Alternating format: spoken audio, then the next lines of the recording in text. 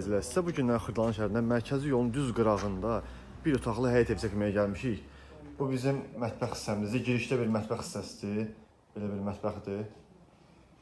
Bu bizim istilik sistemimizdir. Yəni belə orta təmirli, əşyalı bir otaqlı həyət evi. Mərkəzi yolun düz qırağında, usanuz eldir. Yəni belə təmirli. Bu da bir dənə xudmani bir belə səliqəli bir otağımızdır. Baxın belə bir